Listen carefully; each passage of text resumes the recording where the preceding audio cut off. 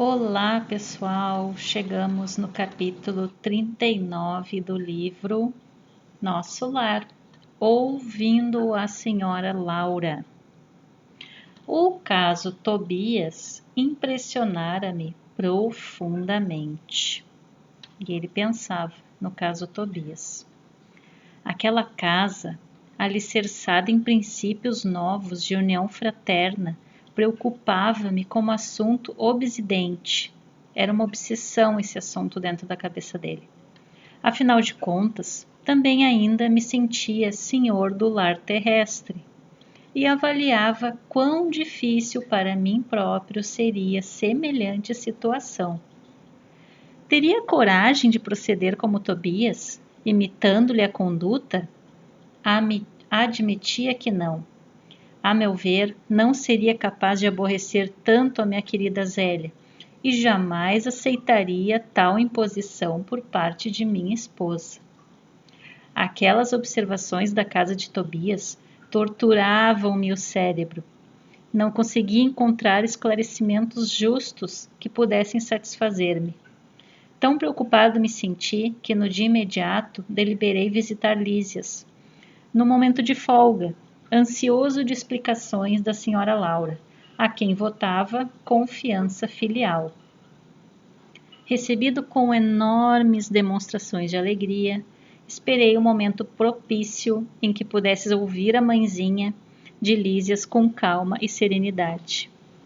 Depois de se ausentarem os jovens, a caminho do entretenimento habitual, expus à generosa amiga o problema que me apoquentava, não sem natural acanhamento. Ela sorriu com a grande experiência da vida e começou a dizer: "Você fez bem em trazer a questão ao nosso estudo recíproco. Todo problema que torture a alma pede cooperação amiga para ser resolvido.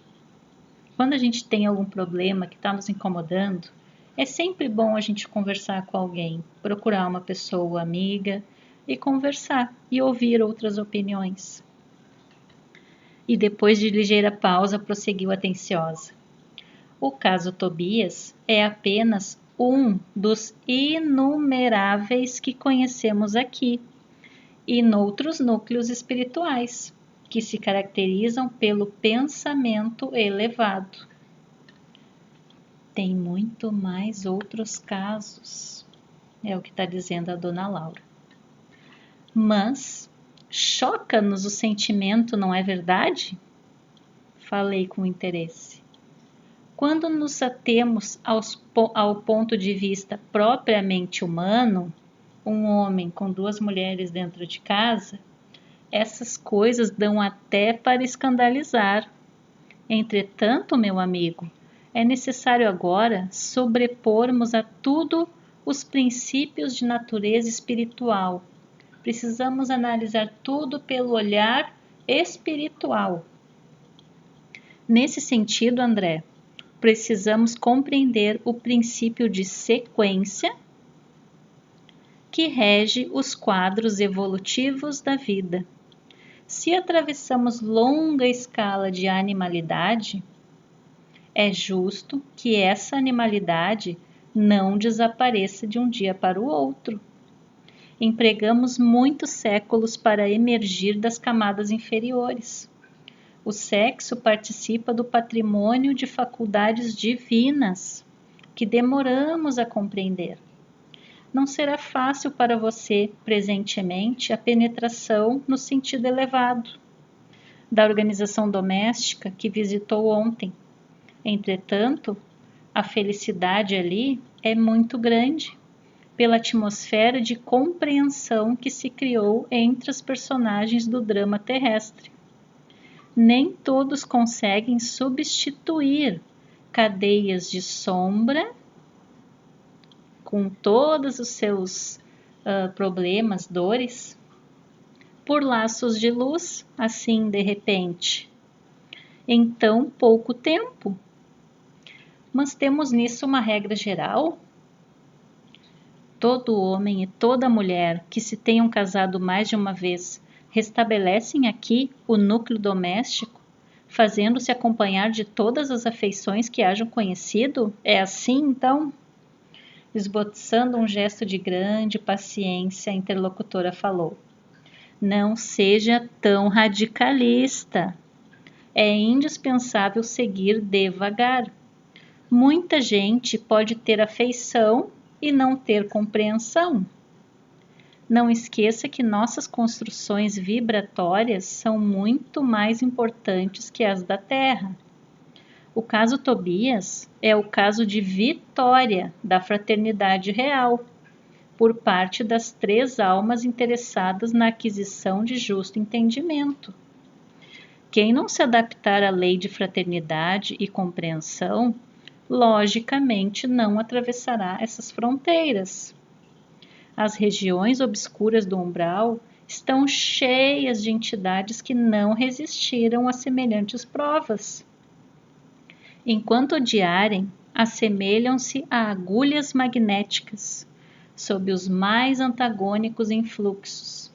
Enquanto não entenderem a verdade, sofrerão o império da mentira e, consequentemente, não poderão penetrar as zonas de atividade superior.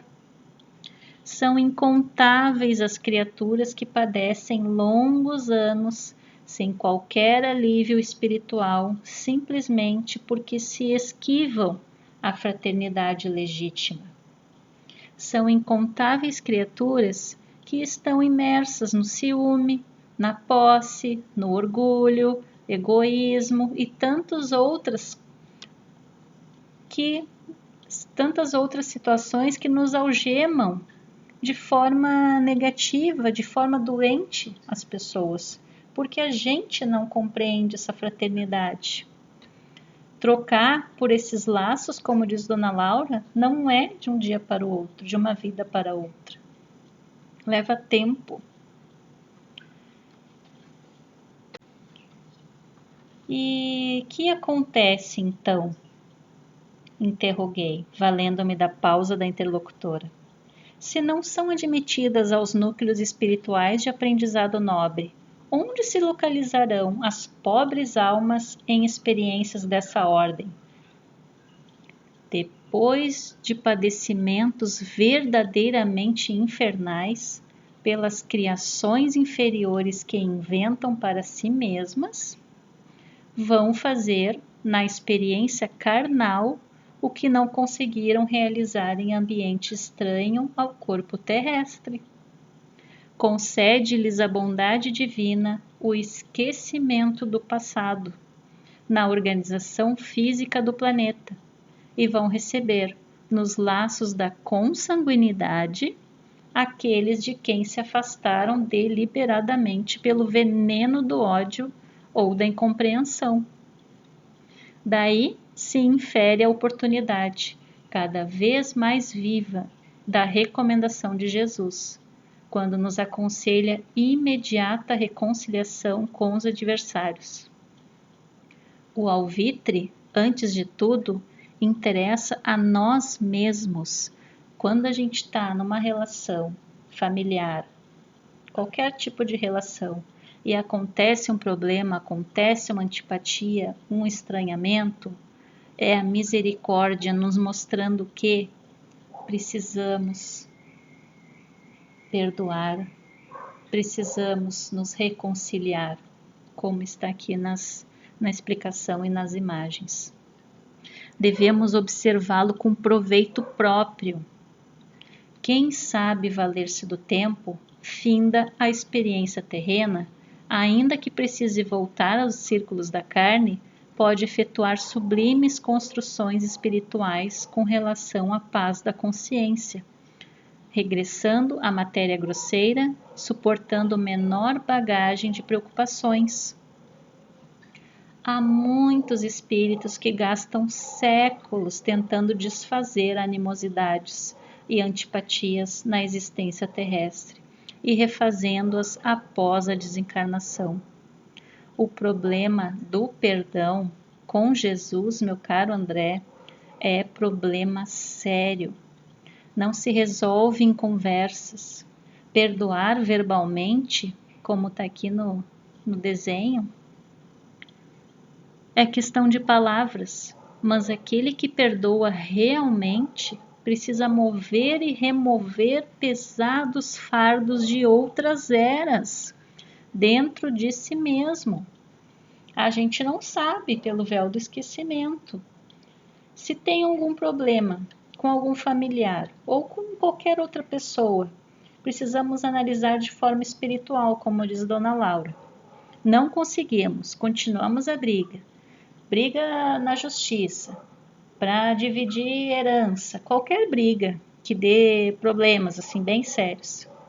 Não deu para resolver, a misericórdia divina nos coloca na mesma família, como a gente aprende no Evangelho. E aí, daqui a pouco esse filho, essa mãe, esse pai começa a dar problema de novo. Sim, por causa do passado que não foi perdoado. E aí a minha oportunidade de perdoar realmente, não de boca, mas de coração. E fazendo isso, diminui essa carga, voltamos à carne para novas experiências, para novas oportunidades um pouco mais leves, com menos fardos, como diz o texto. A essa altura, a senhora Laura silenciou como quem precisava meditar na amplitude dos conceitos expendidos, aproveitando o ensejo aduzido. A experiência do casamento é muito sagrada aos meus olhos. A interlocutora não se surpreendeu com a afirmativa e falou: aos espíritos ainda em simples experiência animal, nossa conversação não interessa. Mas para nós, que compreendemos a necessidade da iluminação com o Cristo, é imprescindível destacar não só a experiência do casamento, mas toda a experiência de sexo, por afetar profundamente a vida da alma. Vamos refletir sobre esse alerta da Dona Laura. Ouvindo a observação, não deixei de corar. Fiquei vermelho, lembrando o meu passado de homem comum. Minha mulher fora para mim um objeto sagrado, que eu sobrepunha a todas as afeições. No entanto, ao ouvir a mãe de Lísias, ocorriam-me à mente as palavras antigas do Velho Testamento. Não cobiçarás a casa do teu próximo, não cobiçarás a mulher do teu próximo, nem o seu servo, nem a sua serva, nem o seu jumento, nem o seu boi, nem coisa alguma que lhe pertença. Enquanto eles estavam conversando, André Luiz estava pensando. Vocês lembram lá no começo do livro que ele teve sífilis, que ele teve problemas orgânicos, que se consegue traindo, se consegue tendo relações. A interlocutora, num instante senti-me incapaz de prosseguir, estranhando o caso Tobias. A interlocutora, porém, percebeu a minha perturbação íntima e continuou. Onde está o esforço de consertar é tarefa de quase todos. Quase todos nós estamos aqui para consertar o que fizemos lá atrás. Deve haver lugar para muita compreensão e muito respeito à misericórdia divina, que nos oferece tantos caminhos a retificações justas. Tudo que nos aparece de problemas é a misericórdia divina nos mostrando: toma tua chance, aproveita, perdoa, te liberta. Toda experiência sexual da criatura que já recebeu alguma luz do Espírito é acontecimento de enorme importância para si mesma. É por isso que o entendimento fraterno precede a qualquer trabalho verdadeiramente salvacionista. Eu preciso primeiro ser uma pessoa fraterna. Eu não posso querer sair salvando as pessoas, conversando, dando sugestões, se eu não consigo nem ser fraterna com quem me rodeia. Ainda há pouco tempo, ouvi um grande instrutor no Ministério da Elevação assegurar que, se pudesse, iria materializar-se nos planos carnais, a fim de dizer aos religiosos, em geral, que toda caridade, para ser divina, precisa apoiar-se na fraternidade. Olha aí outro alerta. A caridade, que tanto se faz aí o pedido para ajudar as pessoas, ela tem que se apoiar na fraternidade, não pode ser uma caridade fria. Tem que ter fraternidade, tem que ter sentimento. Nessa altura, a dona da casa convidou-me a visitar Heloísa, ainda recolhida ao interior doméstico, dando a entender que não desejava explanar outras medicências sobre o assunto. E depois de verificar as melhoras crescentes da jovem recém-chegada do planeta, voltei às câmaras de retificação, mergulhado em profundas cogitações. Agora, não mais me preocupava a situação de Tobias, nem as atitudes de Hilda e Luciana. Impressionava-me, sim, a imponente questão da fraternidade humana, a que todos nós temos que aprender a ser fraternos. Retomando então, estamos aqui para consertar,